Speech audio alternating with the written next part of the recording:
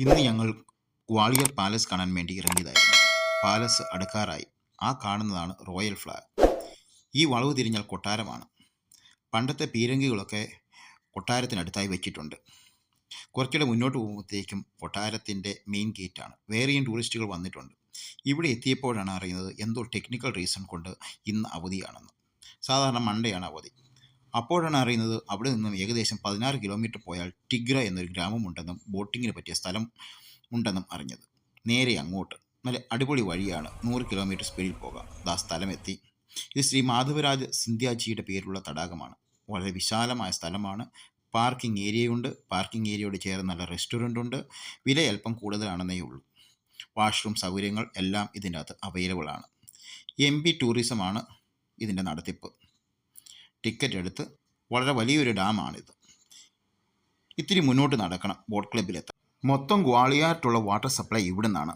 ചൂണ്ട കൊണ്ടുവന്നാൽ ഇവിടെ ലോക്കൽ ആൾക്കാർ ചെയ്യുന്നത് പോലെ ചൂണ്ടയിട്ട് മീൻ പിടിക്കാം. വളരെ നീറ്റ് ആൻഡ് ക്ലീൻ ആയിട്ടുള്ള ഫാമിലി ഫ്രണ്ട്ലി ആയ സ്ഥലമാണിത്.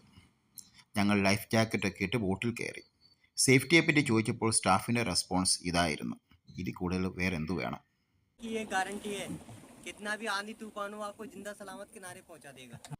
തമാശയായിട്ടാണോ കാര്യമായിട്ടാണോ എന്തു വന്നാലും നിങ്ങളെ രക്ഷിച്ചിട്ട് ബാക്കി കാര്യമുള്ളതെന്നാണ് ഇഷ്ടം പറയുന്നത്. വളരെ വലിയ ഒരു ജലാശയമാണിത്.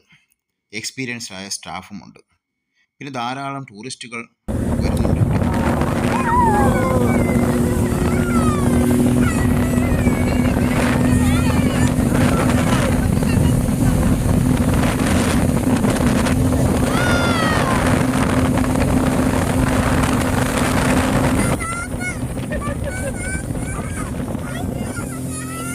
പിള്ളേരൊക്കെ ആദ്യം കൂവിക്കാറിയെങ്കിലും പിന്നീട് നല്ല രീതിയിൽ എൻജോയ് ചെയ്തു.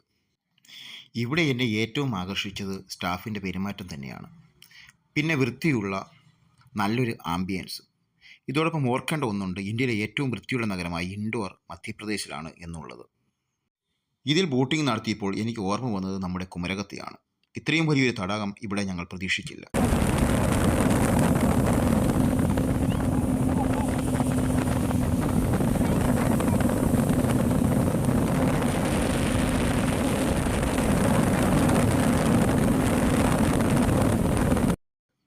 നാട്ടിൽ നിന്ന് വരുന്നവരെ സംബന്ധിച്ചാണെങ്കിൽ ഗ്വാളിയാർ റെയിൽവേ സ്റ്റേഷനിൽ നിന്നും ഒരു വണ്ടി എടുത്താൽ ഒരു ബുദ്ധിമുട്ടും കൂടാതെ ഇവിടെ എത്തിച്ചേരാം. ബോട്ടിങ്ങിന് ശേഷം തിരിച്ച് സിറ്റിയിലോട്ട് ചെന്നാൽ കാണാനായി ഒരു സൂ ഉണ്ട്. ഭക്ഷണത്തിന് 2 ഇന്ത്യൻ കോഫി ഹൗസുകളുണ്ട്. പിന്നെ ഷോപ്പിങ്ങിനും കുട്ടികളുടെ എൻ്റർടൈൻമെൻറ്റിനും വേണ്ടി മാളുകളുമുണ്ട്. അങ്ങനെ ഞങ്ങൾ തടാകത്തിൻ്റെ ഏകദേശം നടുക്കെത്തി. കുറേ നേരം അവിടെ നിർത്തിയിട്ടു. പിന്നെ ഒരു റൗണ്ടും ബോട്ടിങ്ങും കൂടെ കഴിഞ്ഞ് നേരെ തിരിച്ച് കരയിലേക്ക്. ഫാമിലിയായി വരാൻ പറ്റിയ നല്ലൊരു സ്ഥലമാണിത്. ഇത് കഴിഞ്ഞ് വേണമെങ്കിൽ DB മാളിൽ പോയി സിനിമയും കാണാം.